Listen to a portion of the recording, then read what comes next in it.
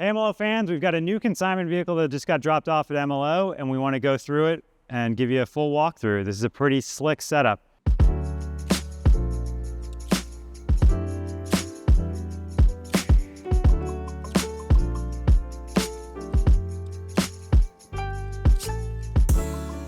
We've got a Ram 2500 HD with the Cummins diesel motor.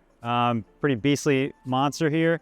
This also has the AEV Prospector 40-inch tire package. So we've got the bigger fender flares, we've got the AEV front bumper, we've got the 40+ inch tires mounted on AEV wheels, suspension system, and the works. This is a flatbed conversion also on this AEV platform. So we have a Norweld 6.5 foot tray mated to a four-wheel camper's Hawk flatbed model. We're starting on the side of the truck here, and we can see that this is a Ram 2500 HD with the Cummins turbo diesel. We can see the massive 40-inch tires mounted on the AEV Salta wheels. We can see the Norweld tray here. This is a 6.5 foot tray with the forward mounted box. We've got a rear mounted water tank. This is really used as a gray water tank on the four-wheel camper flatbed setups. So we can pipe in our gray water from our sink, from our inside shower, directly to our gray water tank on the tray. We've also got forward storage boxes on both the driver and the passenger side, and we have got a storage box on the rear of the passenger side as well. All right, so now we're on the back of the camper. We can see the nice curved departure angle on the four-wheel camper flatbed Hawk model. We can see we've got a rear mounted camera for backing up. We also have a custom-made rear bumper that kind of hides the towing package and kind of that little bit of dead space in between the rear tow bar and the bottom of the tray. We can see that we've got the rear mounted drawer, and that is a nice kind of almost full length drawer on the tray here where we can put max tracks, we can put other accessories, camper jacks, we could put camping chairs or a camp stove or recovery gear. So a lot of possibilities for putting gear in the back of the truck here for nice, clear, clean, kind of dust-free storage. And that's a fully encased rear drawer on the Norweld tray, so we can keep water and dust intrusion out of that drawer system with double locks and the whole lot. We can see we've got possibility to mount bedsides and rear tailgate for the tray. So these are where those would slide on for a Norweld setup if you took the camper off. All right, now we're on the passenger side of this four-wheel camper flatbed, and we are going to go through some of the exterior options that we can see. We've got the exterior downlights, which are LED. We've got the rear sidewall steps. If you're accessing things on the roof, you got to tie things down. We've got the Fiamma 8-foot exterior awning, which cranks out, which is a really nice setup. We also have we can see we've got the exterior door for the cassette toilet. So this does have a cassette toilet built in. We've got two 10-gallon propane tanks that run, will power our stove and our furnace and hot water heater options. And we also see that we have the scissor steps mount here. So we can mount scissor steps on here to extend out for easy entry and exit into the camper. So this is a silver spur package, basically the silver exterior corrugated aluminum package. The corrugated aluminum is a nice option just to be able to, the folds in the corrugation, hide dents and dings a little bit easier over time. So for older campers, it's a nice setup. Since this is a Norweld tray, we do have a forward mounted water tank that's in between these front storage boxes on the passenger and driver side. The fill port is on the headboard, kind of using that water for doing the dishes and other things like that. Not necessarily drinking water per se, but you do have some additional water storage in that tank. We can see that we have the forward mounted box and the rear mounted storage box on the passenger side. So plenty of room for more gear out on the trail. All right, now we're inside this flatbed four-wheel camper, and this is a Hawk model again. So 6.5 foot bed. And I'll kind of just walk you through kind of the layout here. Since it's a side entry, you get kind of the nicest layout floor plan of any of the campers currently. We get our kitchenette on the driver's side. So we've got a flush mount sink and stove up here on the top here. We've got our fridge, which this is a 65-liter fridge. We've got a storage drawer underneath. Let's get out of the way here. We've got storage for plates, pots and pans, things like that. We also have a storage cubby right back here, pretty deep, goes all the way to the wall, so you can put a lot of storage in, a lot of goods in there. We also have another storage compartment right here where we can put things in. This also has a trap door, which is access to the hot water heater.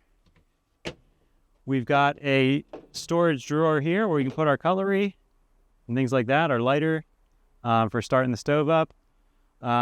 We can see that this has a pull-out queen-size bed on the flatbed models, and also on the flatbed models, which is really nice, is this is the first camper model that had what they call the double D, which is basically a full depth underbed storage option. So underneath here is plenty of space all the way full length of the cab over for storing things like clothes or bedding. So really nice, almost like a dresser setup. So you don't have to have bags carrying in and out like you would in a standard sliding camper maybe when you're getting into your camper. On the passenger side, we've got access to our batteries. In this case, we've got two 6 volts, which could be converted to lithium. We have our cassette toilet right here, so easy access. This is a swivel head as well, no pun intended. This will drop down. So nice, easy access when you're using it. Otherwise, it stores away nice and cleanly. You know, customers ask me if the cassette toilet's worth it as an option. And yeah, I mean, for the customers that do live in campers kind of full time, like the flatbed model, the cassette toilet seems like a really good option. Customers do like it. It doesn't smell. It's actually pretty sanitary, pretty easy to use. So a good option. We can see we've got the furnace here. We have our Overland solar charge controller here where we can monitor batteries. And this does have solar on the roof to charge those batteries and keep them topped off. You know, this camper's a little bit older. I'd probably maybe swap out the batteries. It's probably the only thing I would swap out on this. Just give it a fresh set of batteries before you hit the road and you'll be good to go because the kind of the battery life is kind of toward its end. We have a built-in inside shower option, which we can see on the back of this dinette setup. So this is the shower pan. We can see the plug there, which we remove when we are going to use it. We stand on the shower pan. The shower curtain will actually hook into hooks in the ceiling, and the shower head fixes right into here. That'll all wrap down into the shower pan and drain out. Nice option for showering in the wintertime. You know, if it's super cold outside and you need a shower option, it's a great option. We have the rear mounted dinette, and this is where the flatbed model really shines. You have a real true dinette, and this converts and lays flat into a sleeping area as well. So you could easily sleep 3-4 people in a flatbed Hawk like this. But when it's, you know, not nice outside, you got inclement weather, you can be hanging out inside, you know, doing work on your laptop if you're doing remote work, or watching a movie, or you can have somebody doing work in this dinette area while you have somebody maybe sleeping up in the bed. So a lot of versatility, a lot of options. We've got curtains here to our rear window, and that's kind of actually at a rear window height. A lot of the other campers have a lower kind of cab over, so you're kind of crunching down to look through that window. So it's kind of a nice setup with that rear window, but you do have the privacy when you're camping. Close it off like that. We can see that this has the thermal liner, the thermal pack installed in this camper. So we've got a thermal liner, we've got our main liner, and we've got our clear windows and our bug screen. 4 windows in the liner of a pop-up on a 4-wheel camper. Got the screen door as well. So a lot of ventilation possibilities with this, as well as you know, having the 2 power roof vent fans, so you can bring a lot of air in and exhaust it out at the same time. So you can move a lot of air through these things. You can make it feel pretty cool in even hot days.